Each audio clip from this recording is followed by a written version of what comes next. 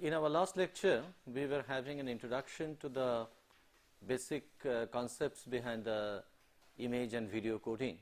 We were discussing about certain fundamental aspects, and today we will be covering the lossy image compression technique. I mean, we had made a mention of some of the techniques. So, in lossy image compression techniques, what we are going to discuss today is about the discrete cosine transform, or the DCT as it is known as. Now, before we can begin the topic of the specific transforms like the DCT, okay, let's first have a basic concept about what we are essentially going to do by the process of transformation. So, as I was telling you in the last class, that there are two basic purposes behind the transformation. Number one, that the transform coefficients, means in the transform domain we are going to have the coefficients which are decorrelated, and then the second aspect that we are going to exploit is that the transform coefficients are going to have an energy compaction capabilities, in the sense that the energy will be contained, the bulk of the energy of the signal will be contained by only a few transform coefficients, so that an efficient compression can be reached by truncating those coefficients which are not carrying any significant energy. So, that is the basic philosophy with which we proceed for transform coding. And as I was making a mention that some of the transform coding techniques, okay, that has emerged, because basically in order to have a decorrelation we require the usage of the orthogonal transforms, and in that category we have the discrete Fourier transform, the discrete cosine transform, the discrete Haar transform, Hadamard transform, then KL transforms, and also the most recently investigated ones, that is to say the discrete wavelet transforms. Okay, so we have so many techniques with us, but for certain reasons the DCT, the discrete cosine transform, happens to be quite useful, okay, in the concept of image compression, and it has been adopted in the image compression standards which were proposed. At least the first versions of the image coding standards had made use of the discrete cosine transform.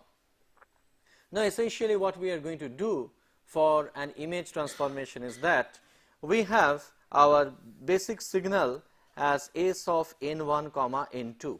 Okay, so this is the intensity, this is the image intensity at the coordinate position n1 and n2. Okay, so it's basically a two-dimensional signal, as we were mentioning.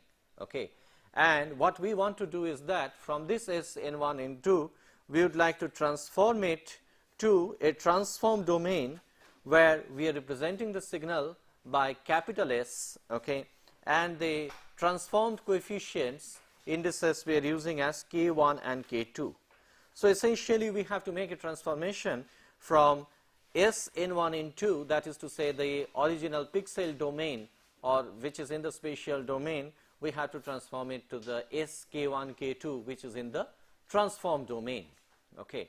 Now, what we want to do is that in the transform domain we want to do the quantization, and we want to do the entropy coding on that, and then want to send those coefficients over the channel. But so that will be done at the encoder end, that is converting from the spatial domain to transform domain, and then quantization and encoding everything in the transform domain. And at the decoder end, just the reversal has to take place, which means to say that we will be receiving this SK1 K2, and then we will be doing the entropy decoding. We will dequantize it, that means to say that whatever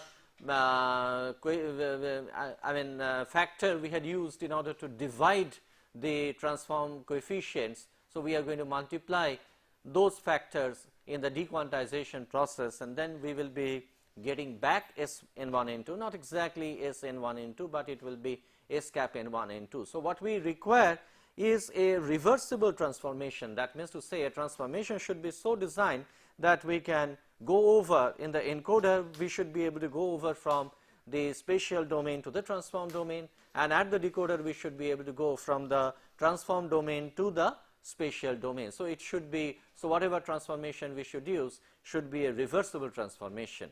Okay.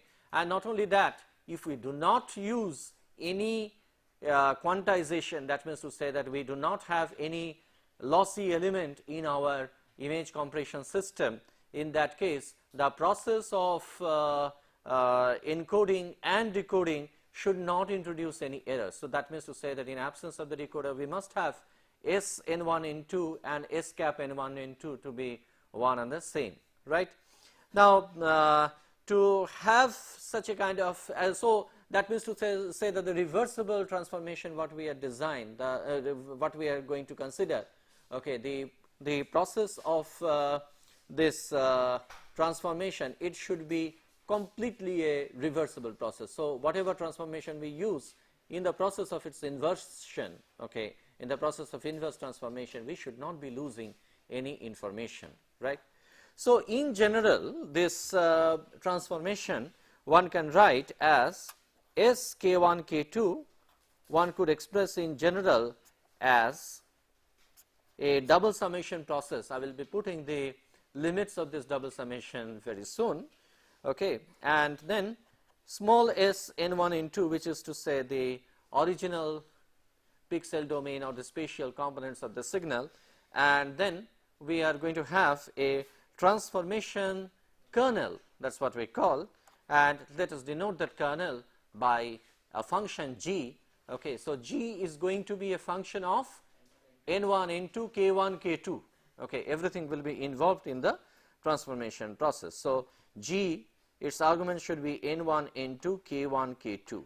Okay, so we are going to have all these things, and what should be the limits of the double summation process? Well, we are considering the spatial domain image. So its indices are n1 and n2. So the variables in the summation process are going to be n1 and n2, and its limits of summation has to be considering the complete image size, right. So if the image size, if we consider that the image is of size capital N1 by capital N2, in that case our N1 is going to be 0 to capital N1 minus 1, N2 is going to be 0 to capital N2 minus 1. In special case where we have a square image N1 and N2 equal to capital N, in that case it should be 0 to n minus 1, 0 to n minus 1 for n square number of pixels. Anyway, so this is what we will be calling as the forward transformation process. Okay, so this should be the general equation for the forward transformation. Okay, and we should be able to design an inverse transformation. Okay, so what the inverse transformation is going to do is to get back Sn1 n2, okay, from the transform coefficient Sk1 k2, and what we are going to have is that Sn1 n2, that should be equal to capital that should be equal to the summation process, double summation process S k1 k2 into the inverse transformation kernel, let us call as the H, right. So H is the inverse transformation function, H n1 n2 k1 k2. Okay, so here the summation has to be performed over k1 and k2, so that it should be k1 equal to 0 to n1 minus 1 and k2 equal to 0 to n1 minus 1. Okay, now there is one thing which we haven't mentioned yet. Okay, that's to say that here this is a summation process, mind you, that how many, so what is the computation complexity of this? It's going to involve n1 times n2 number of multiplications. Okay, so if we are considering the order, okay, the order of computation is going to be order of n square, in the sense that if if you say that n1 is equal to n2 is equal to n. Okay. So considering that, the order of computation is going to be order of n square. Okay. And so at the end of the n square computation, what we get? We get one k1 k2 value. Okay. But mind you, in the transform domain, we are going to have n square number of such sk1 k2 coefficients, because this equation one can write for k1 k2 equal to 0 to n minus 1, or rather to say, if you write it in a general way, k1 can go from 0 to n1 minus 1 and k2 can go from 0 to n2 minus 2. Okay, or let's write it this way. So in fact, let's write it as 0 to n minus 1, here also 0 to n minus 1, considering as a square image case. Of course, we are not losing the generality in any sense. Okay. So sk1 k2, we are having n square number of such equations are possible. That's correct. So when n square number of such equations are possible, okay, so that means to say that for each of these n square number of equations, we are going to have n square number of multiplications.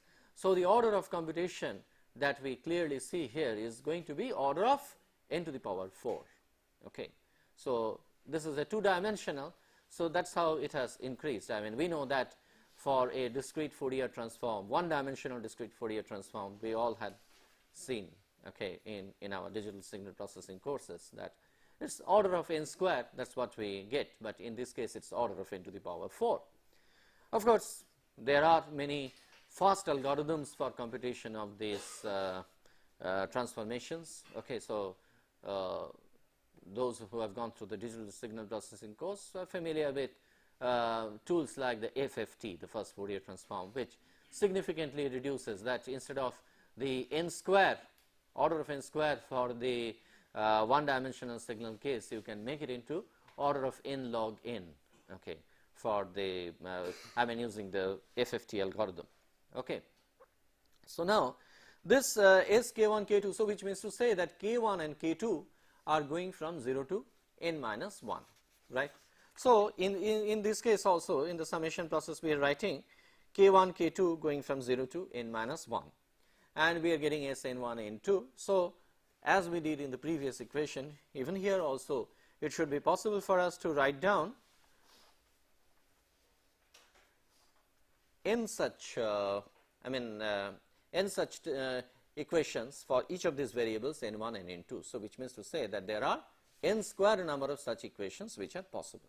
So this equation that we wrote just now, okay, this is going to be our inverse transform.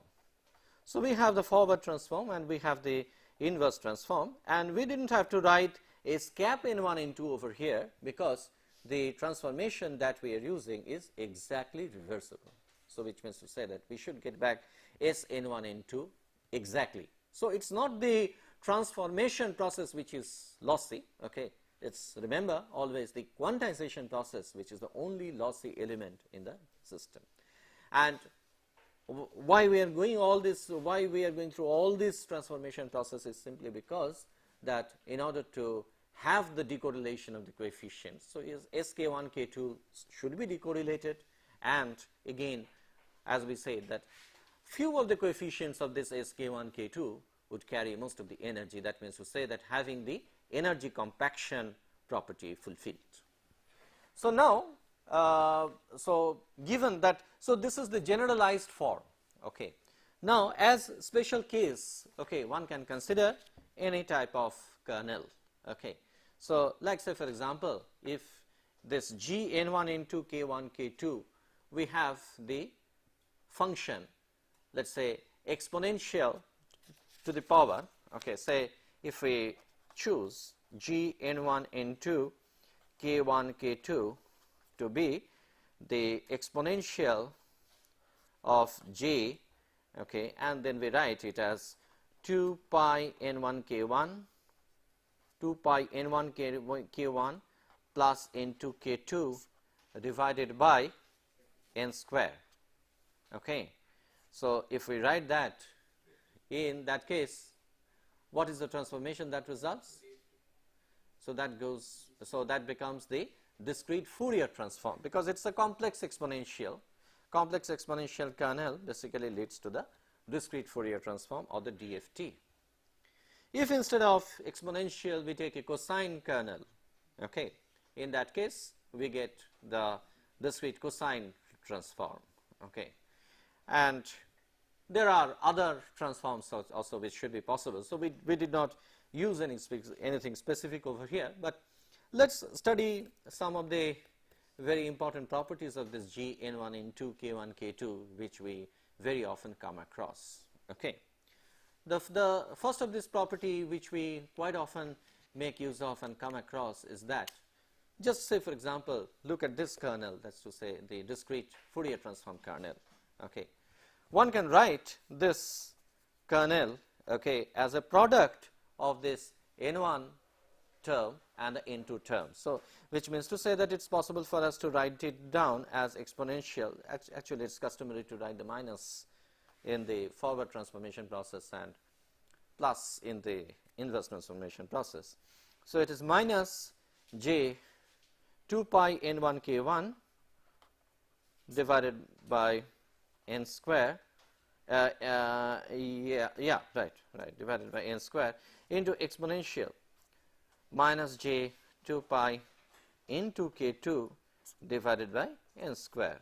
Okay, just expressing this as a product of these two, okay, realizes the same thing.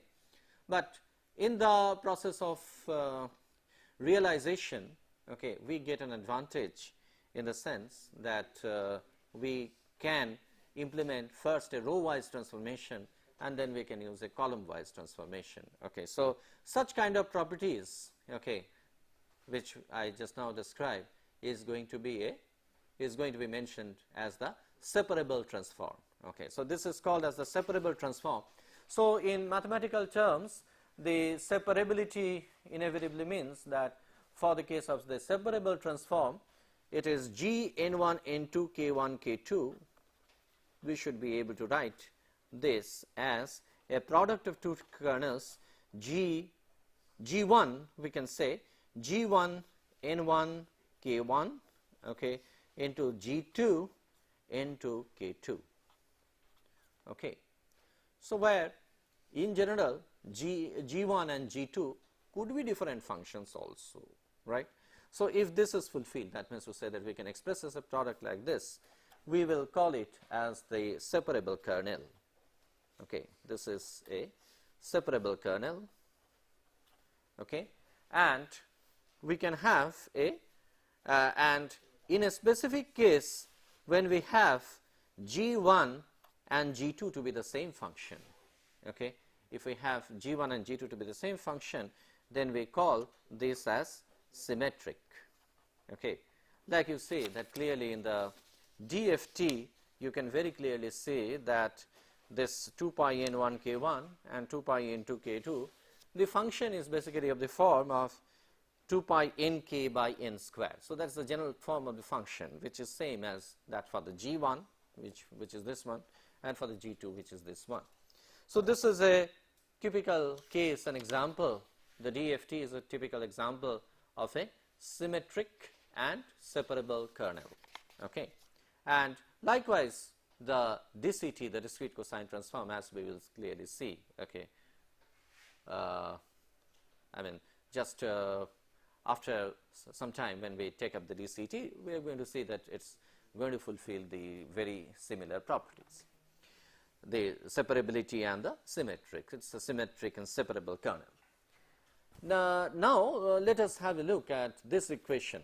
Okay, that's to say the inverse transformation equation. Okay, let's again number this equation. So the forward transformation let's call as the equation number 1, and the inverse transform let us call this as equation number 2. Okay, so now let us have a look at the equation number 2. So what we are basically having is that there are n square number of such equations, right? So it is possible for us to combine this n square number of equations, okay, and write it in a compact matrix form, because after all, if we compute S n1 n2 for n1 n2 varying from 0 to n minus 1 for both the variables n1 and n2, what we are going to achieve is that it's going to have all the, so it's going to compose an n square matrix, I mean, which means to say that n by n matrix will be composed after that.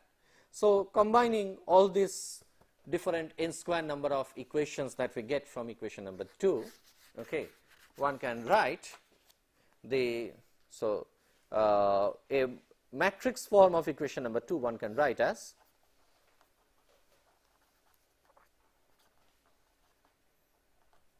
we are going to write it as S, and this S is going to be the S matrix. Okay, so that's okay, so we can write for the matrix equation a different color. So this S is the matrix S, okay, which is going to be summation. Here the double summation is for K1 is equal to 0 to n minus 1, and for K2 is equal to 0 to n minus 1, and then this is Sk1 K2 as it is, okay, this Sk1 K2, well, this Sk1 K2 is after all a scalar quantity, okay, but it is to be multiplied by what? H n1 into K1 K2. Now for a particular K1 and K2, okay, this K1 K2 is a variable index that goes within the summation process, okay. But n1 and n2, this n1 and n2 comes from this. So that means to say that depending upon the elements of this matrix, because now this n1 and n2 that composes the index of the matrix elements, okay. So the index of the matrix elements will dictate H n1 n2 component of it, okay. So which means to say that for every value of K1 and K2, for each K1 and K2, we are effectively going to have a matrix, right. We are effectively going to have a matrix whose elements would be given by H n1 n2, right. So for a particular value of K1 and K2, keeping K1 and K2 the same, we are going to have H n1 n2, where n1 and n2 will decide the matrix elements. So using that, one can write this H K1 K2 also as a matrix. So this is going to be a matrix, and this is H K1 K2. So just to avoid the confusion, let us write this as a scalar quantity, S K1 K2. This is a scalar quantity. So whatever I am writing with red is the vector or the matrix quantity. So this is an n by n matrix S, and this H K1 K2, this is also a matrix of dimension n by n, right. Now what is this matrix? We can realize this matrix, okay, using the transformation kernel, in this case the inverse transformation kernel. Using the inverse transformation kernel we get this, but after all this is also an n by n image. In fact, if we write the elements of this matrix, okay, this H K1 K2, we are going to write, I mean, this is the way the matrix will be composed of. That's to say, this H K1 K2, what we are writing, okay, essentially this is a matrix, okay, whose elements would be given by H 0 0 K1 K2. This K1 and K2 is going to be the same for all the elements. So what we are going to have is that there will be n square number of such matrices, okay. So this is one of those matrices for a particular value of K1 K2.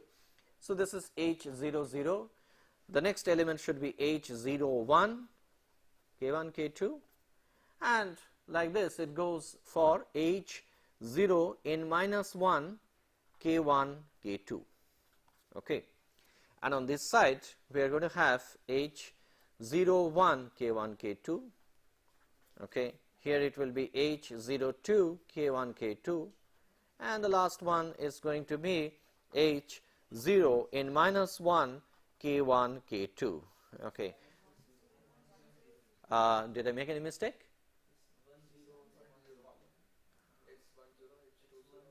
H1 sorry yes I mean I just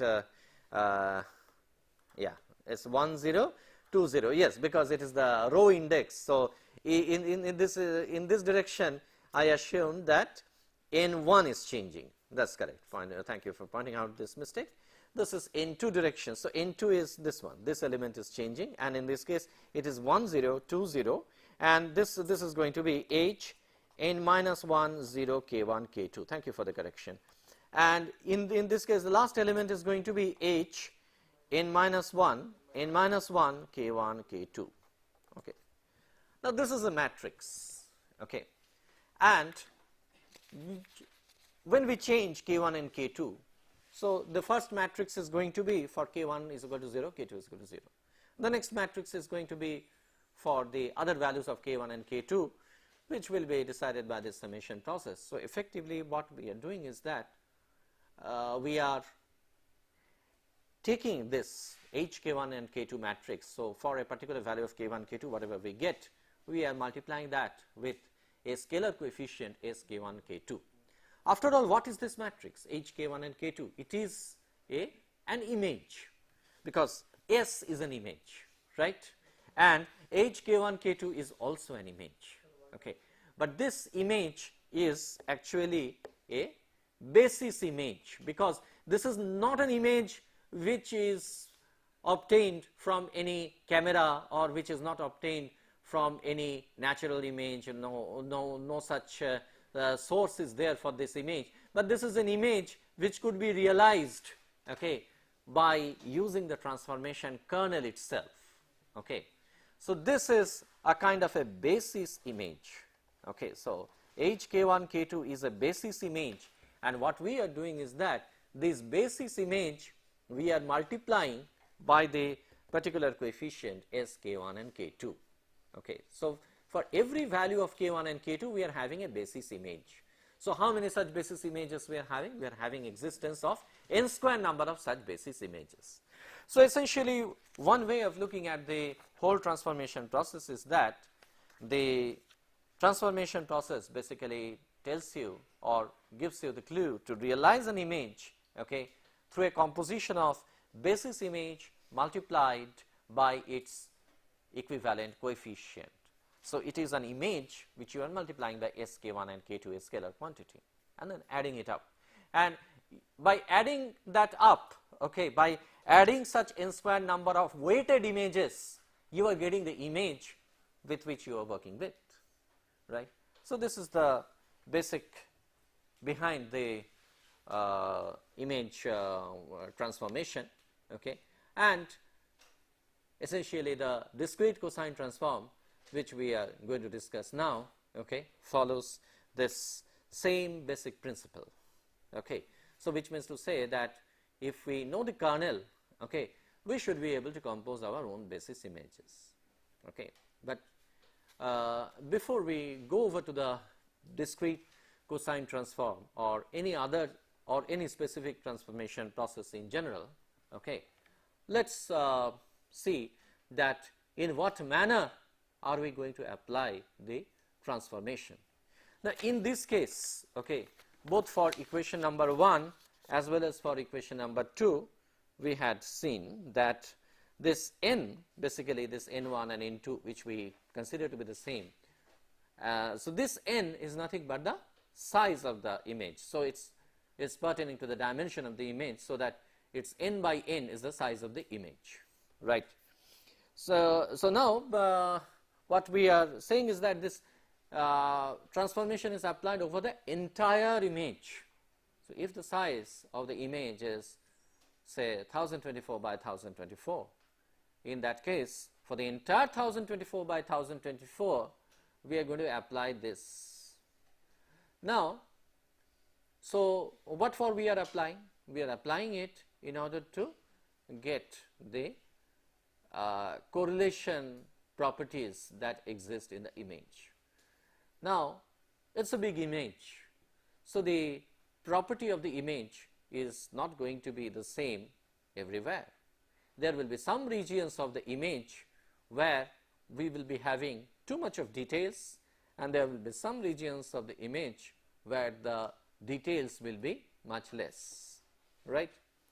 So in that, what we are going to get is that I mean over such a kind of, I mean it's looking at an image with its globality in the sense that we are considering the entire image, okay, and exploiting its correlation properties. But actually speaking, if you consider the image in parts, if you divide the image into small blocks, okay, and try to study the property of the pixels that exists within the block, within those individual blocks, okay, you will be able to see that within those blocks the pixel values would tend to have a more homogeneity, in the sense that there is more of a correlation between the pixels which are within the block rather than the kind of global correlation which we will be realizing using this. Apart from the fact that when we think of any hardware implementation, okay, for a 1024 by 1024 size, realizing a hardware transformation block for this is going to be a Herculean task.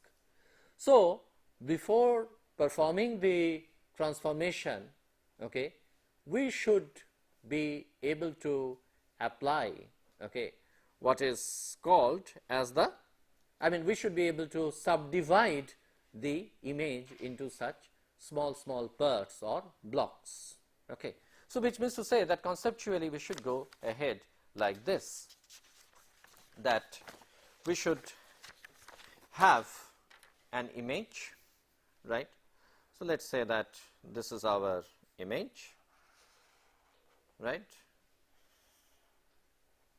and this image is subdivided into this many blocks, so on. Anyway, so this is enough. So this way will be further subdividing, this way also will be subdividing. So to take each of these, so what is this one? This one is a block of image, okay. So if we have the total image size to be n by n, right, and if we make it into total, if we are going to have n square number of such blocks, if we subdivide, if we partition the image into n square number of such block, then each of the block is going to have a size of what? Capital N by small n into capital N by small n, okay. So we are going to partition the image into these many things, okay. And in fact a typical number, okay, that the standard makers had thought of, okay, is to have n is equal to 8, okay, or in some of the recent transforms, okay, they are also using n is equal to 4, okay. So why such small numbers of 4s and 8s, okay? It helps us in two ways. First is that, as I was mentioning about the hardware realization, that hardware realization is manageable with a smaller size transformation. So definitely whenever we are having n equal to 4 or n equal to 8, we can make a hardware block of that, okay, and there is no difficulty in replicating that hardware block, okay. We can do a kind of parallel processing, because if the image is subdivided into such kind of non-overlapping blocks, in fact what the manner in which we have subdivided is by having non-overlapping blocks, okay. So by having such kind of non-overlapping blocks, okay, we are going to I mean we can have a parallel processing, like say for example, if we are going to have n square number of blocks, okay, we can assign n square number of processors, okay. Each processor can do a computation of performing a transformation, a DCT or any other transform for a block of which is just the size small n, I mean capital N by n and capital N by n. Now it's not small n equal to n 8, so I made a mistake. Okay, it is capital N by small n equal to 8, which means to say that block size is going to be 8. So which means to say that as a very typical example, that if we have, let's say, n equal to 1024, okay, and if we have the block size to be 8 by 8, in that case the total number of blocks, okay, total number of blocks that we are going to have is going to be 1024 by 1024 divided by 8 by 8, okay. So it's 128 by 128. What's the number of that? 128 by 128 realizes 16,000, right? 16,000 type. So 16k number of blocks are existing. So still it's a large amount of computation, but remember that in this particular example we have got 1 megapixels. So that itself is a very large number. Okay. Now what we are going to consider is that how to take up the transformation for such small blocks. So yes, as I was mentioning, that computational advantages is one point, and the second is that when by subdividing it into smaller blocks, okay, we are able to use the correlation that is existing within the block, okay, in a much better way. So there is more exploitation of redundancy. The individual blocks of smaller size is going to exploit the redundancy more as compared to a single large mega block type of a thing. We can take the entire image to be a mega block. We are not doing that, but we are having computational advantage. We are also having the the exploitation of correlation in a better manner. So now in the case of the discrete cosine transform, okay, we are going to use the same principle, okay, subdividing into blocks. Okay, before we come to the discrete cosine transform, okay, just a few words about the other type of transforms, and in this connection I would like to make a mention of the KL transform, the Carhonen-Loewe transform, KL transform. Now incidentally, KL transform is said to be an optimal transform, and it is optimal in the mean square error sense. Okay. So what it means to say is that basically in a computational manner, I am not going into the details of this because there is a good reason, okay, because of which KL transform, despite being mentioned as optimal transform, is not used in practical circuitry. Okay, that's because of its bulk computational disadvantage. It's extremely poor, okay, in terms of its computational efficiency, and that's one of the reasons. And because it is image dependent, so you cannot have a readily available kernel prepared. Cosine values, you can readily make it prepared. Exponential values, you can make it readily prepared, but you cannot keep prepared something which is image dependent, where the kernel is to be realized from the image. So as a result of that, the KL transform is not very popular, but essentially what it does is that this also will subdivide the image into blocks, and for individual blocks, okay, of size n by n, okay, we are going to compute the covariance matrix. Yes, we are going to compute the mean, and subtracting the mean from the original block, and then having a covariance, right? So we are going to have that as the covariance matrix, and then we are going to compute the eigenvalues of the covariance matrix, eigenvalues of the eigenvectors of the covariance matrix, and then we are using, so by ordering those eigenvalues, okay, and considering only the first few eigenvalues, okay, and disregarding the other eigenvalues which are not corresponding to the bulk of the energy term, okay, one can have a very good efficiency.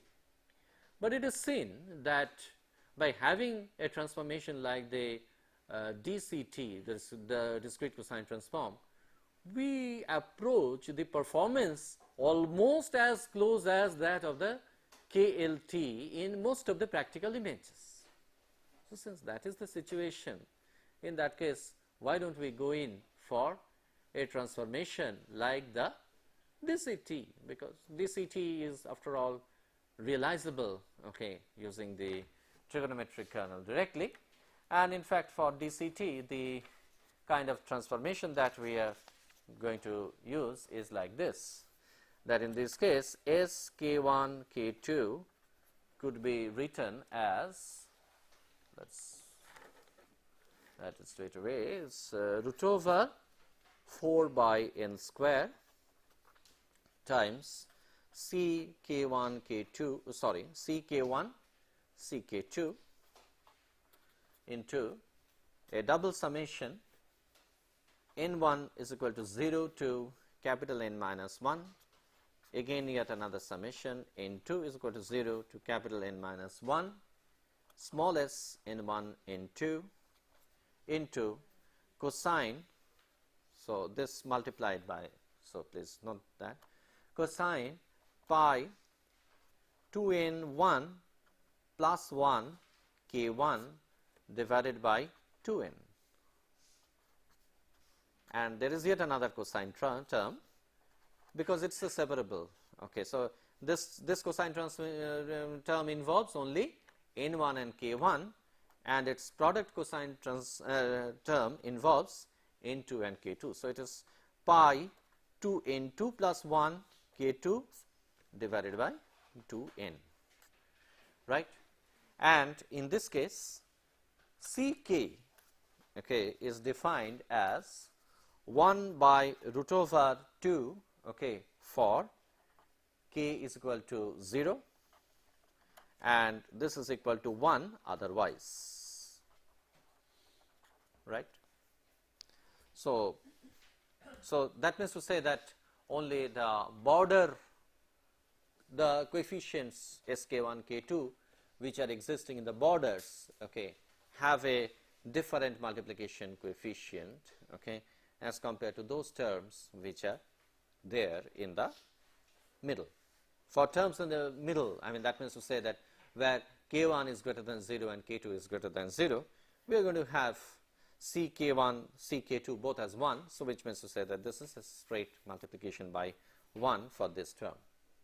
Now this is the DCT, okay, this is what we are going to use of, and look at this kernels cos and here also cos, so which means to say that if you take this sk1 k2 and take yet another k1 k2, let's say you take k1 prime, you take k2 prime, and you get another transformation like this, and you try to correlate sk1 k2 with sk1 prime k2 prime, okay, and you are going to add it up, you are going to have a value equal to 0, because it's going to be a an orthogonal transform. This trigonometric term is really the tool that gives you the orthogonality in this case. So this is the DCT, the discrete cosine transform, and from, I mean, we start with n by n number of coefficients, and we end up with n by n number of coefficients. We start with n by n number of image or pixels, we end up with n by n coefficients. So this is the discrete cosine transform, and it is seen that the DCT is giving us a performance which is as close to that of the KL transform for most of the images, very close to that, and it has got very good energy compaction capability. So that makes it a real good candidate, okay, to be used for the effective compression of the images. And in fact, because of this reason, okay, this DCT was adopted in the very first image processing image compression standard that was designed, okay, way back in 1988 or 89, okay, when the first joint photographic experts group, okay, Joint Photographic Experts Group, or what is called as the JPEG.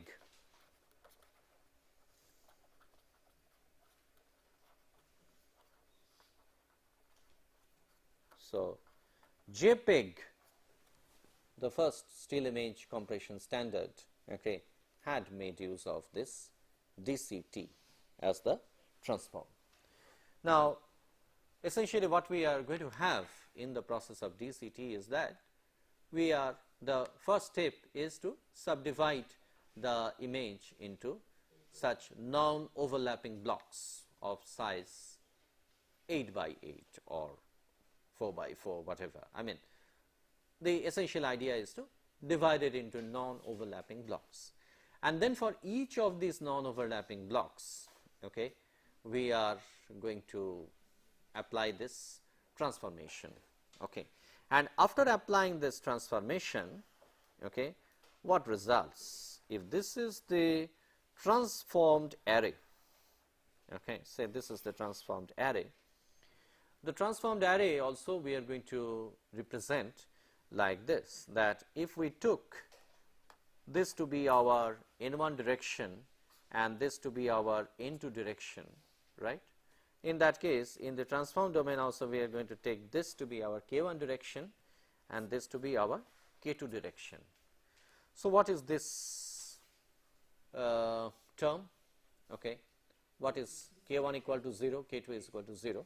So this is, this particular element in this matrix. So k1 and k2 is also the matrix that is having n by n number of elements, right? So with k1 equal to 0 and k2 is equal to 0, we refer to this particular element in the matrix. So this is S00. So what is the special significance of this term? You see, when we put 0, 0, when we put k1 as 0, k2 as 0, what do we get? First is that we get C of 0, C of 0. So 1 by root 2 multiplied by 1 by root 2, which means makes it a half, okay, a half of a quantity, and in this case root over 4 by n square leads to 2 by n. So it's 2 by n into half, which means to say that overall 1 upon n. And what are we getting in that process?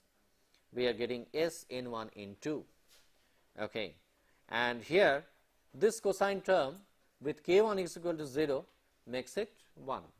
This with k2 is equal to 0 makes it 1. So it is like summing up all this Sn1 n2 values, just a simple summing up. So which means to say that this leads to some kind of an average value. So this leads to the average value, or it's the DC value.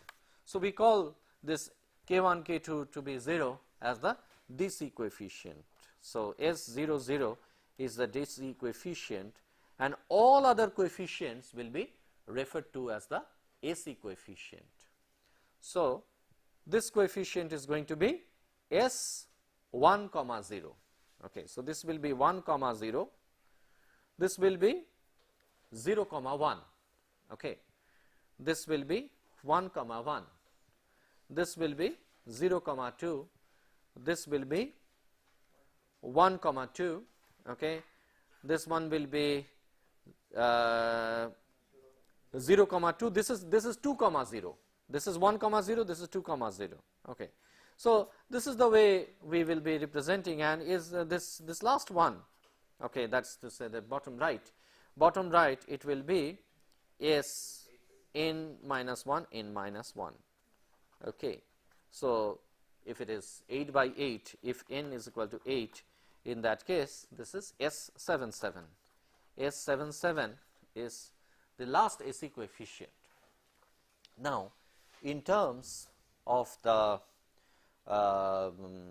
frequency meaning the spatial frequency here, of course, this is the highest frequency component. Its highest frequency both in the k1 direction and in the k2 direction, right?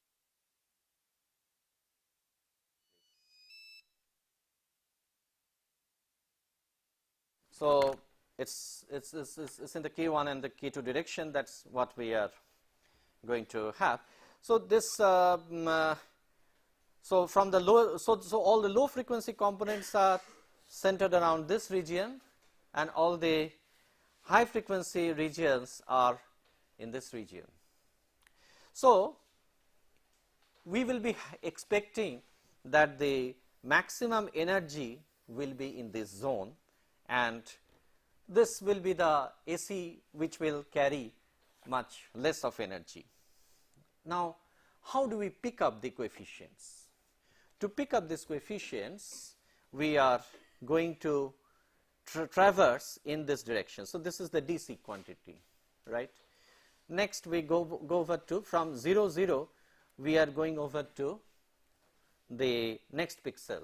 Okay, so which means to say from 0, 0 we go to 0, 1, and then we go over to 1, 0, then we go over to 2, 0, then we go over here, then we go over here, then we go here. So this is the manner in which we should travel in order to pick up the coefficients, right? So what results is that this process of scanning, what are we picking up? We are picking up the coefficients in a zigzag manner. Okay, so this DCT array, what we get, okay, should be scanned in a zigzag way, right? So this zigzag manner of picking up the coefficients ensures what? That we start by picking up the low frequency components and we end up with the high frequency components. So as a result of that, so and then after picking up these coefficients, what we do is that whatever correlation exists between this way of traveling, okay, even that correlation also will be exploited by going through an entropy coding of the zigzag scanned coefficient. Okay. So the overall block diagram that we are going to have out of this is something of this nature, right? So let's have a look at the overall block diagram. So we can just say that, okay, the first step is that the input is S N1 N2, and then we are going to have the DCT, okay, and the DCT is going to give us the DC coefficient, one DC coefficient and the rest as the AC coefficient. So let's separate them out. So let's call this to be the DC coefficient and this to be the AC coefficients. Now the AC coefficients are actually scanned in the zigzag way. Okay. So after AC coefficients there is a zigzag scanning, and after zigzag scanning these are entropy coded.